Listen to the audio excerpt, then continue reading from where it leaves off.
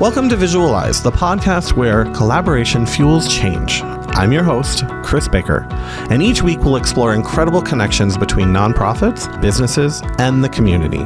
This is a space where we highlight inspiring partnerships, uncover strategies for creating meaningful impact, and share stories that show how working together can make all the difference. Whether you're a nonprofit leader, a business owner, or someone just passionate about building connections, this podcast is for you. Welcome, everyone, to Visual Eyes. Today, we have Lali, and I'm not going to be able to say her last name, Safavi. I know I was going to get her first name right, because I've worked on that for a while now. Lali, welcome to the show. We're going to have a little bit of a laugh on this one, because we are good friends. So. Yes, thank you, Chris. Thank you for having me. So, can you share your journey from practicing law, creating the Skirt Foundation? Sure, it's been a pretty long journey. When I guess I was practicing law in the mid-2000s. I was in Washington, D.C. I studied tax law. I was actually practicing immigration and family law. Practiced for a few years. I didn't care for it.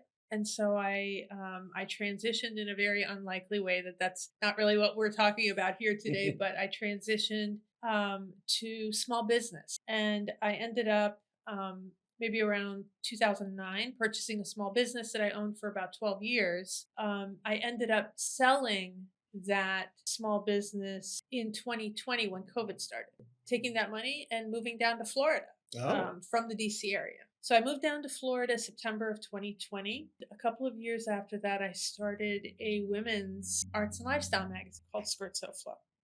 That's based in Fort Lauderdale. I have two other women who run that with me, Diane Papafotis and Pamela Bauscher. And we've been doing that for the last couple of years, but always with the intention of expanding it to move it into the nonprofit space with a foundation.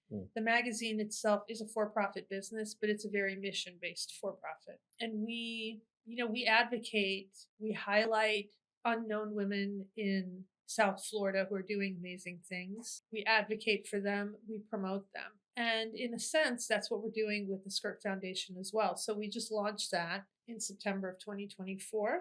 And we just had our first full board meeting last night. And so, exciting things are happening in 2025. Here's to 2025. Here's to 2025. Yeah, the Skirt Foundation. This will be amazing. All right. So some of the collaborations. So I want you to think about, has there been any collaboration efforts that you worked with other nonprofits for business that really kind of like highlight and help you succeed in getting the foundation off to the ground? So right now, what we're doing is we are planning our very first fundraiser, which is scheduled for February 7th at Independence Hall in Wilton Manors. Collaboration is something that I believe is essential with nonprofits. A lot of the time, we human beings being what they are and having a natural sort of competitive sense want to oftentimes stay in their bubble, fight with others for donor dollars and things like this. But at the end of the day, in a community, I think that when you collaborate and you collaborate honestly and effectively with other organizations, it only makes you stronger. It's one of the areas that we really emphasize on our website, in our mission, and really every CEO that I speak to with other nonprofit organizations, when I speak with them, I always open that door and say, listen, if they're a like-minded organization, I always say, if there is an opportunity for us to work together on something down the road, just know that we're very open. So in creating this fundraiser, I reached out to an organization that actually supports women's causes a great deal, the Our Fund Foundation, based in Wilton Manors. And they, we're a grant funding organization. They're a grant funding organization. And so it was kind of like, why, does it make sense for us to support you? And so I actually went in there and I spoke with their CEO, David Jobin, who's just an incredible guy. And, I put it out there. I said, listen, I know that we're fighting for the same donor dollars, but at the end of the day, this is a women's organization that if we become strong, we only make our community stronger. Sure. the community that we all live in. Yeah. And so he was like, okay, well, let me go talk to my chair and everything. And then for 2.5 weeks, I didn't hear from him. And he comes back and he's like, yeah, we'll support you. I can't tell you how much of a difference that money makes in allowing us at this stage where we are a tiny little acorn in this landscape to get our operations up and running and start doing the work that we really want to be doing. I will never forget that. We will never forget that as an organization. So if our fund down the road comes back and says, hey, we would like to partner on X, there won't be any question. You know what I mean? Because the partnerships are more than just strategic business. They're human connections. So It really collaboration does. is huge. No, I completely agree. And I think you said it extremely well. You're opening up those doors and you're making those connections that are going to have lifelong ripples, not only in just the human interaction that we have, the connections that we're making, but also, as like you said, the community. Skirt Foundation is going to be doing so much more. Our fund will be able to do so much more, and the collaboration is just going to be amazing. I love it. That's fantastic. So, launching a foundation dedicated to gender equality presents a unique challenge. So, what key lessons have you learned in establishing the Skirt Foundation, particularly to engaging with the LGBTQ plus community? Well, it's very interesting because I am not actually a person who pays a whole lot of attention in my own personal life to, oh, this person didn't treat me like they treated that person. It's not something that I'm aware of. But in putting together the website for our foundation, in doing research into the treatment of women across the country and also in South Florida, the treatment of women in other nonprofit organizations, in the arts, in areas of health and wellness, it was very eye-opening that we have not really moved the needle much in the last 20 years. Women still get paid 80 cents on the dollar, and 20 years ago they got paid 80 cents to every dollar earned by a man. And that's pretty much across the board.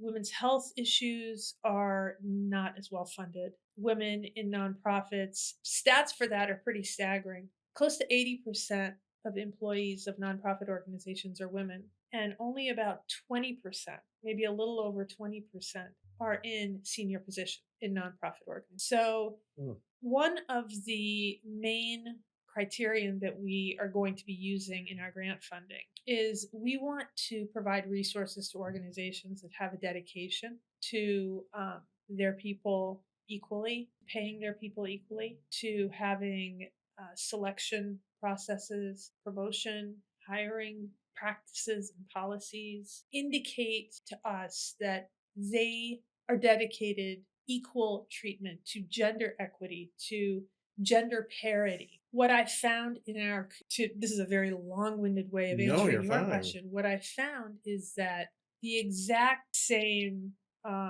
inequities exist in the LGBTQ community as in the exact same thing that women have fought for in outside of our community. The exact same conditions exist here. So I think that we're doing good work in that regard. I think that we have our eye on a good outcome. When as we kind of go through all of the proposals that are coming and deciding what to fund and what not to fund, what organizations to fund and not. A little bit more about that engagement. I know you're still very new, like the foundation has just been started, but how is the community, the LGBT community, really kind of responded to it so far? I mean, like I said, you just had your first board meeting, but I know that you've had this in talks and you've been bringing it up probably through SkirtSoFlo magazine and other avenues of trying to get people aware. So how has the engagement been? The engagement has been I think it's been terrific because I think that this kind of came out of left field for a lot of people because they're just sort of settling in with us only having the magazine in print for about a year, even though creating the foundation was always our plan, was always on our radar. it completely came out of left field for a lot of people. So it surprised them. It's really being viewed as a huge stepping stone, a huge elevation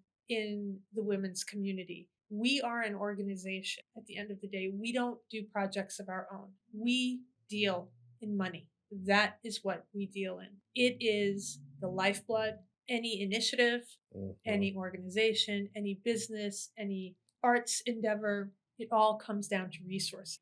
And to have an organization that is 100% dedicated to providing resources to 100% women is a huge, we want to be a pillar in our community, allow the health, the wealth, the arts in the women's community. That's what we want. That is our mission. And I think it's people are starting to really, pay attention. We'll see. The gauge is really going to be at the fundraiser to see how people react to our sort of, it's going to be kind of like our coming out party. Yeah. Yeah. No, it is. It's more of your like welcome party, and you're probably going to have more, but definitely this is going to be a really good start. That's awesome. SkirtSoFlo magazine spotlighted like contributions from the LGBT women in art and in business. Can you describe discuss some of the impact that has made, maybe a success story that really stands out to you guys as a organization? Yeah, it's having a magazine is really strange because you create this thing and you can only really create what you are interested in. You can't really write too well about things that you think people want to write, but like you don't really care about. So you kind of put yourself out there and you're like, okay, I'm going to create this magazine. I'm going to put it out. Let's see who picks it up. Is anyone picking it up? Is anyone reading it? These are questions that we still ask ourselves. Really, the only times that I can feel 100% good is when I get feedback from people on how something that we've written or what we're doing is affecting them. So a success story, it's very interesting. Our March issue, which was only our second issue, had the cover, had a photographer, a Mexican photographer who, and just like maybe a couple of weeks beforehand didn't even have money for paper to print her photos on. I came across this woman at Untitled Art during Miami Art Week 2023. I saw her photographs and I spoke with the woman who was representing her. The artist wasn't here and she couldn't get a visa to come into the country. I spoke with the representative, this woman, Guadalupe. She runs an arts collective in Mexico City. So she was telling me about this photographer whose work I was seeing on the wall in Miami, Mitzi Falcon. So Guadalupe and I actually ended up doing an interview with Mitzi on the phone from Mexico. That's how I got to know them. So Mitzi ended up on the cover of our March issue. A couple of months later, in May, we put Karina Mask, who's a very well-known photographer down here in South Florida and a good friend.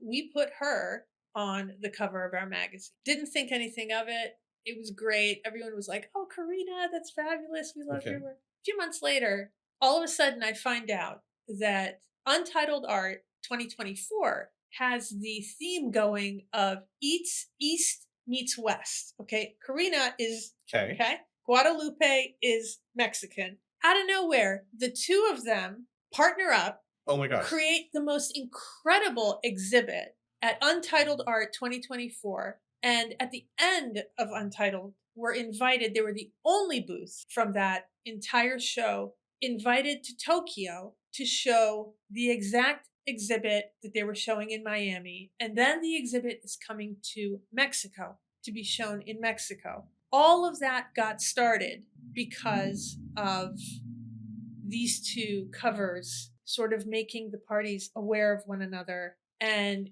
putting these people on one another's radar. That is a success story. Oh, that's a huge success story. Yes. And I mean, the whole reason for our podcast is collaboration. That is collaboration, like on like global level. Absolutely incredible. That's fantastic. Yes, and we're hoping to get 3 or 4 of the pieces that can be put on easels because the exhibit is massive. Yeah.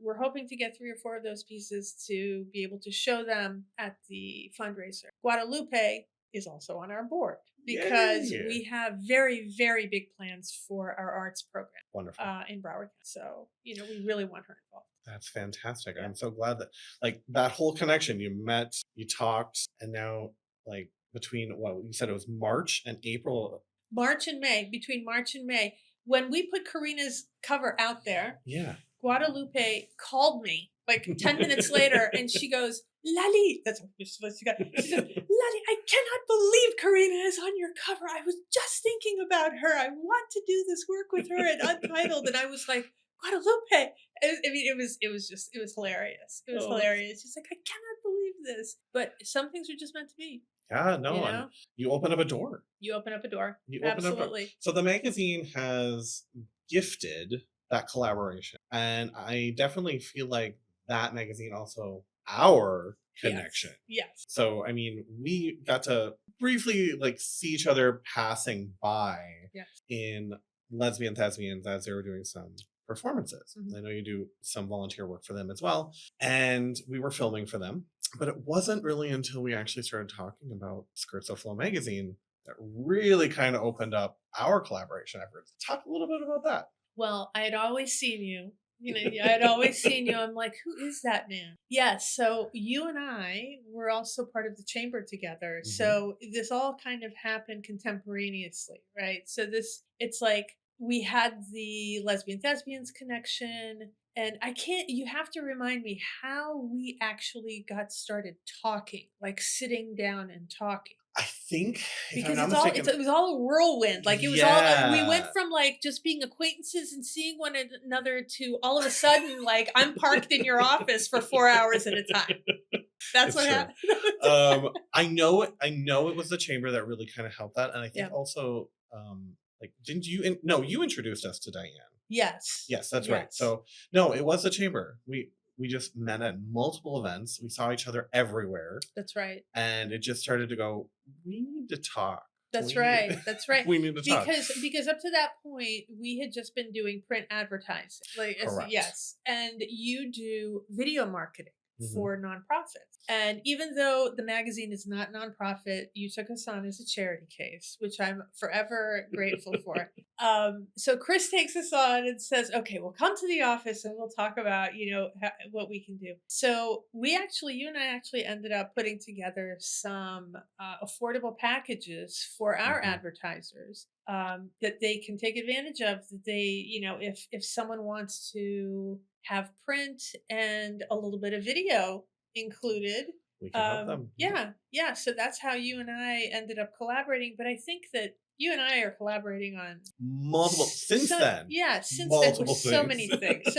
So I know you guys are going to be doing video work for us during Wilton Women's Week. Yes, that is something that's coming up. Yes. Yeah, we've got that. And you introduced us to Diane, which then we got to start doing more things for the Pride Center and being more involved there. So that was fantastic. And we're actually doing a collaboration right now. We are. So the Skirt Foundation is one of the recipients for this current quarter of Headshots for a Cause. And so if you're looking to get a new headshot, this is the time to do it. There's 3 nonprofits that are being gifted the proceeds from these headshots that we're going to create. And SkirtSoFlo, the World's AIDS Museum, and Global Dreams USA. Those are the 3. So anybody that goes to Headshots for a Cause, and that's number 4, Headshots for, number 4, acause.com, you can choose where the money goes. One of those 3, or have it evenly distributed between all 3 of them. And so you get a new headshot and you get to do something amazing for a nonprofit. This is a wonderful opportunity that I get to continue our collaboration efforts and move forward. So yeah, you guys have been doing that for a while. So we started at the end of 2024 as kind of like a test pilot. And we touched a couple of nonprofits, and then we saw the potential for bigger. And now we've got more of a system in place. We've got 3 different photographers that are going to be working with us, and we're going to, expand this. So we're really hopeful that this can get off the ground. And then, we're writing $1,000 checks at the end of every quarter to every nonprofit that's being involved. That is our ultimate dream, so that we can help the community thrive and grow, because everybody should get a new headshot every year. Obviously, Lord knows I need one. Everybody needs a new headshot. Yeah. Looking forward, what are the strategic priorities to help further empower the women in the arts in the South Florida here? Okay, so there are three areas that the Skirt Foundation focuses: health and well-being, Okay. LGBTQ and allied women. It's not just LGBTQ women. Economic advancement of women and women in the arts. So those are our three funds. We provide primarily grant funding in those three areas. We are going to be doing, if people, organizations approach us with programs that are kind of in our wheelhouse in one of those three areas, we will get more hands-on and work to sort of put together programs and collaborate in that way. But primarily what we do is we give money women to do the things that they want to do in these areas. So for the arts, the performing arts, visual arts, curation, arts education, the art business, art collection, all of these areas are equally important. With health, what we're really focusing on, women's health, oftentimes really people only talk about it in October. We only talk about breast cancer, and that's really it. It's like once we do that, then we sort of put the lid on that. Women have many health issues that go completely unaddressed. Women in HIV is a huge concern. We have to get in, we really need to get into the communities where that is felt most strongly. I'm not sure if that community is Wilton Manors. It really isn't. It's minority communities. Yeah, it's not always. Yeah. Yeah. Women's health before and after menopause in different, different times in their lives. Very different concerns. So, mental health, all of these things. We really want to support comprehensive women's health and well-being. And we actually have been talking to a couple of organizations about collaborating with them. One on the nutritional front. Oh, good. And another in care for young women who until yesterday, I was not even aware of how shoddy the care that a lot of them have been receiving. So, it's a learning, it's a huge learning curve, as we sort of get into it with these other organizations who are dealing with it on a day-to-day basis. Right. But we definitely want to put resources toward that. The Women's Economic, the Economic Advancement Fund, the grant funding that we're going to be doing there is going to be specifically for seed money for women to be able to launch organizations exactly the same way that the Our Fund did for us. It is going to pay dividends. It's going to grow exponentially. What that little amount that they gave to us, $5,000 organizationally speaking, is not a huge sum, but it's huge for us. That is what we want to do for other organizations, is to be able to give them seed funding to be able to get their organizations off the ground. In terms of programming for women's advancement, economic advancement, we would really love to put together some sort of training series where an organization like yours comes in and talks to women either in business or in the nonprofit, arena about video marketing, about using AI, about automations, about, effective social media marketing, about writing a business plan, about calendaring, about blocking off your day, right? About routines and things that allow you to move efficiently through your day, efficiently through your organization, efficiently through your life. So important.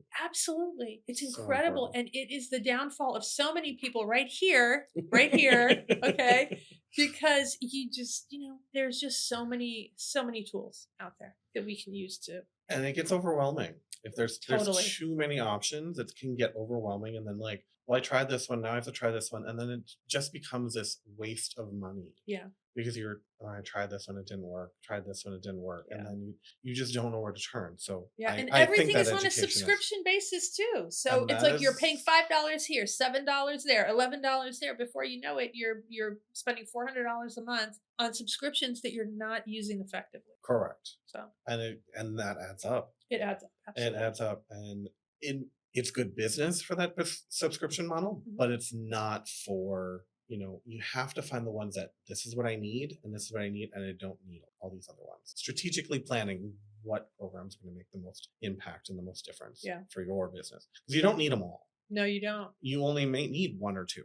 Yeah. And that will survive you for the first year, the first 2 years. And then at that point, take another strategic look. Do I need something else? Will this help benefit me or not? But it's taking those moments. You know, it's that saying of drill 1 or 2 holes very deeply instead of drilling a whole bunch very shallow. You know, it's not going to get you anywhere. No, it's just not going to get you. So true. So. All right. So as we wrap up, I have one question I ask all my guests. Yes. And that is, what is the legacy that you hope to leave behind through your work for future generations? We, the Skirt Foundation, change the face of South Florida entirely for women. Right now, and this might come as news to people who are not in the LGBTQ, South Florida is really known for, it's very well known in the gay male community with Wilton Manors and with South Beach. It's really not,